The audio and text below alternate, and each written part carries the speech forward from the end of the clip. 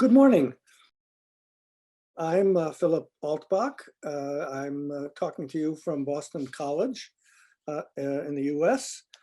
Uh, and I want to this morning do two kind of big things in 10 minutes because I think it's important that we all get a sense of how the academic system globally works and where we sit within that massive system. And so often we are in our own little bubble, thinking about what's going to happen next, especially these days. And I think it's important to sort of step back and see how the entire system sort of puts together.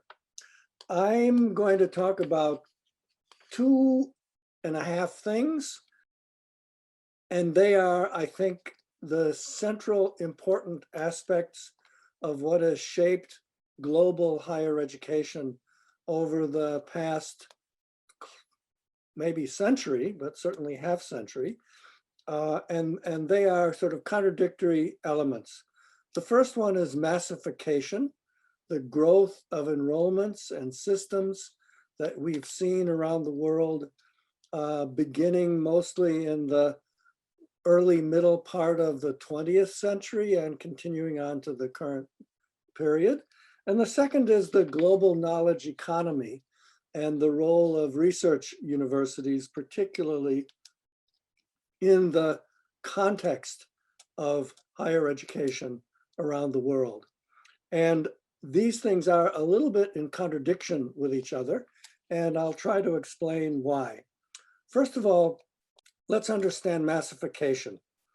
We've seen in the last three-quarter century, more or less, a tremendous increase in the number of students around the world. There are probably 220 million students studying in post-secondary education globally. That's almost 40% of the age group worldwide, and that's pretty amazing. And that's increased from the post-World War II period in most countries from maybe 5 or 10% of the relevant age group. That's what it was in Europe, to the current numbers of 75% or more in the rich countries, and going on half in many of the sort of emerging economies. So massification is an amazing phenomenon. The United States, and by the way, Canada, were the first countries globally to have a mass higher education system starting in the 1920s, 1930s. And we've been overtaken, both the US and Canada, by a few other countries, Finland, South Korea, and a few others, in terms of the percent of our students, our young people who are going on to higher education. But the point is, we do have a globally mass system. And that massification is going to continue in the coming 20 or 30 years. It's going to be mainly, believe it or not, in just two countries. And you can certainly guess what those two countries are. They're China, which is approaching half of its young people enrolled in post-secondary education, but they want to go higher than that. And India, which is about 30 or 35% now, and they want to go up to 50% in 20 years' time. I don't think they're going to reach that goal, but they're going to get close to it, and expansion is continuing. So what has the massification meant over this time? It's meant differentiated academic systems around the world. Once upon a time, most post-secondary institutions were universities. Many of them offered graduate programs. They would be what we now think of as research universities. Those universities are now maybe 5%, that's a guess, of the total number of post-secondary institutions. It's also a guess that there are about 20 to 30,000 post-secondary institutions around the world. And of course, we've seen differentiated systems. In America, we see the community colleges, there are vocational institutions. In Canada, there are undergraduate colleges of different kinds, and so on. So it's a hugely differentiated system. And by the way, only in a few countries, and I think this is a very significant challenge, do elements of those systems coordinate with each other and link from one to the other.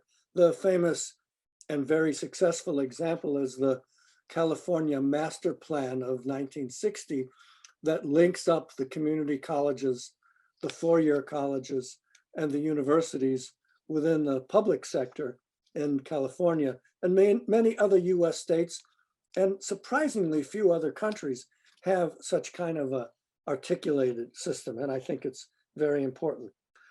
We've also seen that massification has meant a massive opening for social class groups, racial and ethnic minorities, and of course women, who in a number of countries now constitute more than half the total enrollment, opening up of those groups and others to post-secondary education. And that's been a true revolution. Overall, there's been a decrease in quality. The more institutions you have, the more different groups they meet, and so on. The overall quality will be more varied than it was when basically all of the institutions, and by the way, most of the students were from upper class, middle class, educated backgrounds, mostly in urban areas, to a much wider group of the population. As I've said, massification will continue. Massification has also meant the development of the private sector in higher education. And it's interesting that the two big North American countries, the United States and Canada, have not seen as much of a domination by the private sector as we see in many other parts of the world. The American system, since the turn of the 20th century, has been about 80% public and 20% private, and it's still about that. In Canada, I'm not quite sure what the number is, the percentage is, but Canada is even more dominated than the US by the public sector. And of course, in Canada, the US, and in Canada and most of the rest of the world, the United States being an exception, there are very few top quality, prestigious, private research universities. Research universities are globally, generally speaking, a public responsibility. Let me turn briefly to the global knowledge economy, because I only have a very, very short time left, and that's the opposite. And we're talking here about the research universities, and the global knowledge economy is, of course, pushed by globalization of knowledge, globalization of industry, globalization of high tech, and so on. The research universities, which are probably about 2,000 of the 20,000, and by the way, the global rankings, which are an important part of the of how we think about higher education these days, measure only about 2,000 or a little bit more of academic institutions. The rest don't even appear in the rankings. The research universities produce the bulk of research produced in higher education, and probably, we don't know exactly, the bulk of research produced in general. And they produce essentially all of the basic research.